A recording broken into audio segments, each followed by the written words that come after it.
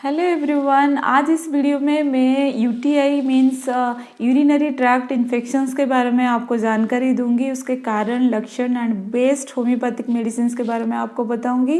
Video के and में also supplementary treatment के बारे में भी बताऊंगी एंड वीडियो के एंड तक देखना बिल्कुल भी मत भूलिएगा। मैं डॉक्टर चिन्मयी, आप सबको चैनल में बहुत स्वागत है।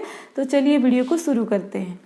वीडियो शुरू करने से पहले अगर आप मेरे वीडियो में नए हैं तो सामने दिए गए सब्सक्राइब बटन पे क्लिक कीजिएगा और पास दिए गए बेल आइकन को भी प्रेस कर दीजिएगा कि मेरे आगे आने वाले वीडियो का नोटिफिकेशन आपको मिलते रहे। ऑल्सो अगर आप वीडियो अच्छा लगे तो लाइक ज़रूर कीजिएगा एंड अगर आप कुछ वीडियो के बारे में इंफॉर्मेशन जानना चाहते हैं तो आप मुझे कमेंट सेक्शन में कमेंट कर सकते हैं। यूटीआई या हमें जिसको यूरिनरी ट्रैक्ट इन्फेक्शंस बोलते हैं, now days it is the third most important source of infections after respiratory tract infection and GI tract infections के बाद ये तीसरे नंबर पे आता है अभी के सोसाइटी में। एंड देन 85% का कारण रहता है E coli bacteria. Generally bacterias are more cause of urinary tract infections and next after virus आता है। वायरस होता तो है थ्रू वायरस, बट पहले नंबर पे आते हैं बैक्टीरिया के थ्रू ज़्यादातर यूरिनरी ट्रैक्ट इन्फेक्शंस होते हैं और वो होता है E coli. And females are more prone to these infections because of the short length of the urethra and also due to anatomical position of the urethra. Also 60 and 65% of the female generally life में एक बार this infections के through गुजरते ही हैं, ये infections होता ही है उनको। And 10 to 12% are female recurrent uterine infections के थ्रू पास ऑन होते हैं। कोई भी इन्फेक्शंस के थ्रू हम जब गुजरते हैं तो हम इजीली कॉमनली एंटीबायोटिक ले ही लेते हैं, लेकिन एंटीबायोटिक लेने के बाद हम बहुत ज़्यादा एंटीबायोटिक रिपीटेडली यूज़ करने के बाद एंटीबायोटिक रेजिस्टेंस बन जाता है। एंटीबायोटिक हमारे शरीर में फिर काम करना बंद कर देता है।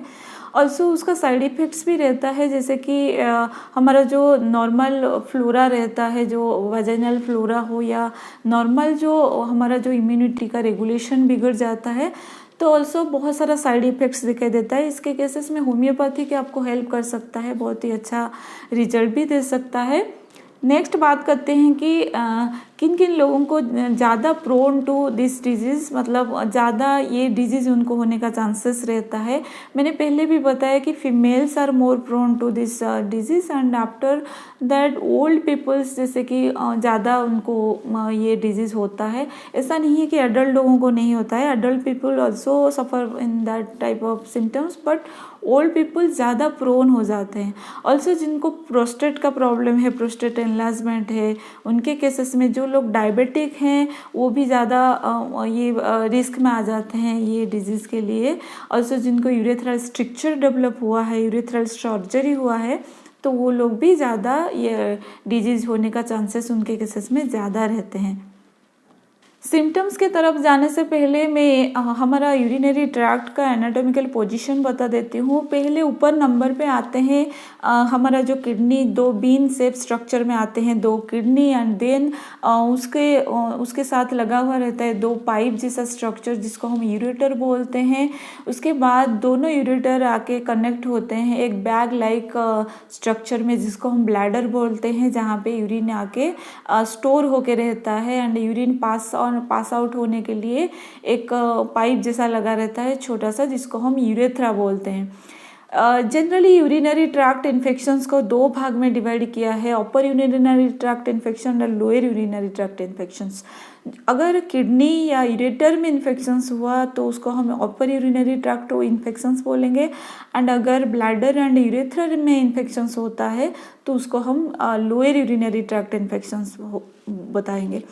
नेक्स्ट बात करते हैं इसका कारण क्या रहते हैं यूरिनरी ट्रैक्ट इन्फेक्शंस के। बैक्टीरिया एंड वायरस जो होते हैं वो इम्पोर्टेंट रोल प्ले करते हैं यूरिनरी ट्रैक्ट इन्फेक्शन में। स्पेशली बैक्टीरिया ज़्यादा रोल प्ले करता है।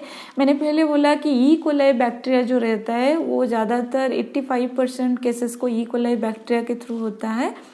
After streptococcus and staphylococcus also role play करते हैं इन्फेक्शंस में। ऑल्सो अगर आप हेवीली कॉन्ट्रासेप्टिव यूज़ कर रहे हो या रिपीटेडली आप कॉन्ट्रासेप्टिव यूज़ कर रहे हो उसके वजह से भी हो सकते हैं। अगर आपका यूरिनरी ट्रैक्ट कोई मास के वजह से ब्लॉक होके रह रहा है, वहाँ पे भी इन्फेक्शंस होने का चांसेस रहता है। सो डायबिटिक पेशेंट, प्रोस्टेट जिनका इन्वॉल्वमेंट रहता है, उनके केसेस में, प्रेगनेंसी में भी कभी कभी यूरिनरी ट्रैक्ट इन्फेक्शंस हो जाते हैं।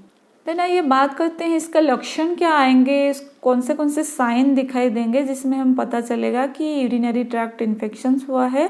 मैंने पहले भी बताया कि यूरिनरी ट्रैक्ट को दो भाग में डिवाइड किया गया है, upper urinary tract and lower urinary tract. दोनों का सिम्टम्स, दोनों के लक्षण अलग अलग हैं। मैं पहले लोअर यूरिनरी ट्रैक्ट के बारे में बताऊंगी क्योंकि मोस्ट फ्रिक्वेंटली बहुत ज़्यादा लोअर यूरिनरी ट्रैक्ट जो है वो इन्फेक्ट रहते हैं, इन्फेक्शंस होते रहते हैं। उसके बाद आते हैं upper urinary tract. Frequency of urine feel होना, बार बार आपको यूरिन लगना, एंड ऑल्सो आपको कभी ख़त्म ना होने जैसा सेंसेशन महसूस होना। जैसे यूरिन आप जा तो रहे हो लेकिन ऐसा लगता है जैसे वन ड्रॉप आपको रह गया है अंदर, ख़त्म ही नहीं हो रहा है। आपको बहुत ज़्यादा अर्जेंसी महसूस होना, मतलब यूरिन लगा मतलब आपको अर्जेंटली यूरिन जाना पड़ेगा, आप रुक नहीं सकते। और जैसे स्ट्रॉन्ग स्मेलिंग यूरिन होना, जो यूरिन है वो foul offensive type of smell होना, पस आना, उसमें ब्लड आना, उसमें खून दिखाई देना और म्यूकस टाइप ऑफ दिखाई देना, क्रम्पी टाइप ऑफ पेन होना, जैसे चुभन जैसा पेन होना, लोअर एब्डोमेन में पेन महसूस होना, अल्सो आपको बहुत ज़्यादा दर्द महसूस होना। अल्सो अगर आप अपर यूरिनरी ट्रैक्ट इन्फेक्शन में अफेक्टेड हैं, जो फीवर आना और चिल जैसा ठंड लगना और ज़्यादा फीवर आना, ये ज़्यादा होता है। नजिया और वोमिटिंग जैसा, उल्टी जैसा लगना एंड उल्टी हो जाना, ऐसा टाइप ऑफ सिम्टम्स आते हैं। जनरली बच्चों के केस में चिल्ली एंड फीवर ज़्यादातर दिखाई देता है। अगर यूरिनरी ट्रैक्ट इन्फेक्शंस हो रहा है बच्चों में तो ज़्यादातर फीवर आता है उनको, और जैसे कि चिल जैसा, ठंड जैसा लगने लगता है। तो आपको समझ जाना चाहिए कि यूरिनरी ट्रैक्ट इन्फेक्शंस का ये लक्षण है। सबसे मोस्ट इम्पोर्टेंट सिम्टम्स है पेन होना एंड बर्निंग सेंसेशन होना। जब आप यूरिन कर रहे हो बहुत ज़्यादा जलन महसूस होना, पहले से जलन होना या ड्यूरिंग यूरिनेशन में जलन होना या यूरिनेशन के बाद में जलन होना, ये मोस्ट इम्पोर्टेंट सिम्टम्स है यूरिनरी ट्रैक्ट इन्फेक्शंस का। तो चलिए होम्योपैथिक मेडिसिन के तरफ चलते हैं। मैं टॉप होम्योपैथिक मेडिसिन बताऊंगी जो बहुत ही अच्छा रिजल्ट देगा। पहला मेडिसिन आएगा एपिसमेल्पी का। Generally stinging type of pain हो रहा है, जैसे कोई एनिमल काटने के बाद, इंसेक्ट काटने के बाद जैसा पेन होता है वैसा टाइप ऑफ पेन हो रहा है, stinging type of pain and जलन हो रहा है, बहुत ज़्यादा बर्निंग पेन हो रहा है, बहुत ज़्यादा ऑर्ग महसूस हो रहा है आपको यूरिन करने में। लेकिन आप जब यूरिन पास करते हो तब ओनली 1-2 ड्रॉप ही पास होता है, बाकी जैसा लगता है कि कुछ रह गया है। तो ऐसा टाइप ऑफ सिम्टम्स अगर दिखाई देते हैं तो एपिसमेल्पी का 30 यूज़ कीजिए। दिन में 3 बार 3-3 ड्रॉप करके एंड कुछ दिन तक इसको यूज़ करेंगे तो आपको अच्छा रिजल्ट मिलेगा।